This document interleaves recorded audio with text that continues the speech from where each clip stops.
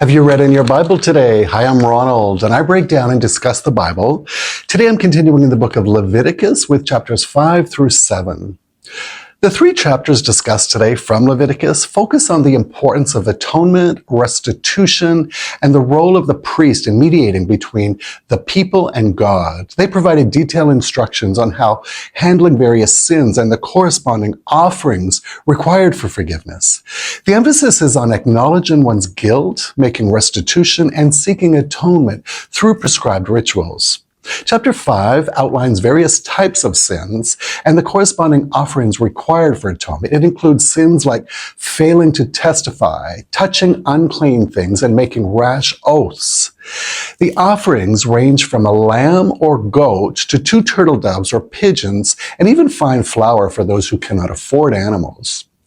The emphasis is on confessing and making atonement through the priest. Did you notice that God is the only one talking up to this point in the book of Leviticus? Also, we noticed a distinction here between when Israelites sinned versus when they did something that made them unclean. Being unclean is not a sin, so it doesn't require an offering. However, they are required to be purified. They don't have to make sacrifices, but they may have to just bathe or spend some time away from others, somewhat like how we quarantine people today if they're contagious. Some cleanliness laws are based on hygiene, such as not touching dead bodies or not eating meat after a certain period of time, as there was no refrigeration in the wilderness. Others are symbolic, particularly those relating to blood. Blood symbolizes life and death, and when it leaves the body, it symbolizes death and the fall. This made a person unclean. Sin, on the other hand, required a sacrifice. We see how God is attentive to the need of the poor as well, allowing them to offer what they can afford. For instance, those with more were required to give a domesticated animal from their flock, while the poor could bring birds or even flour.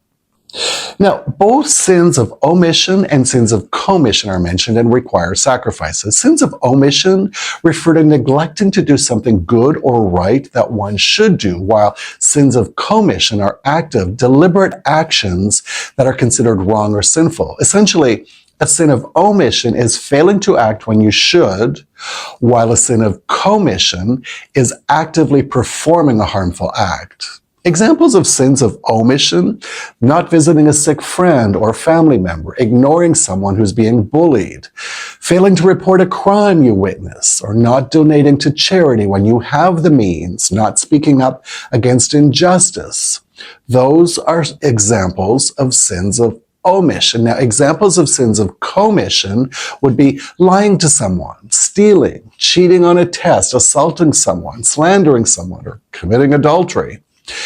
Chapter 6 continues with laws about guilt offerings, mainly focusing on sins involving deceit, robbery, and oppression.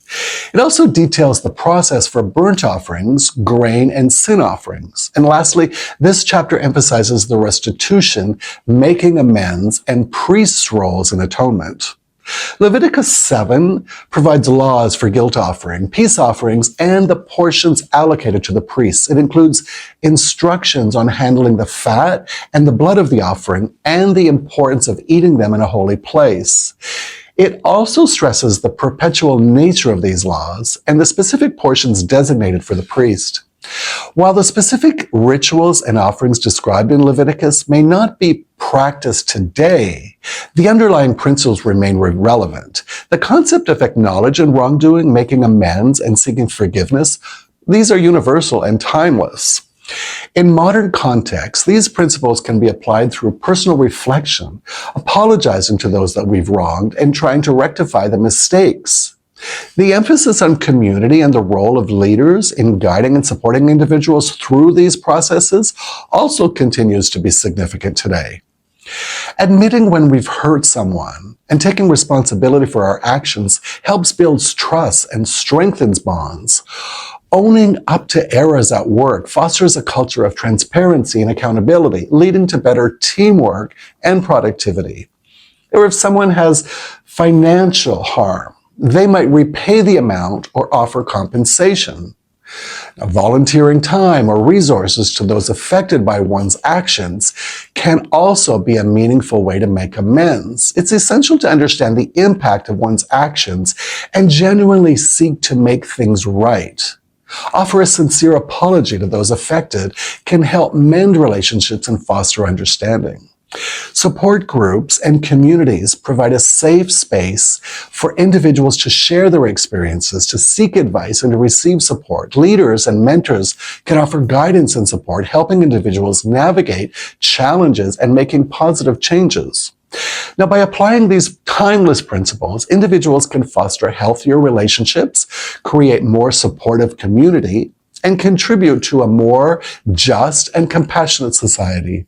Now, I'm going to leave it here for today. Thank you so much for watching. May God bless you, and I hope to see you next time.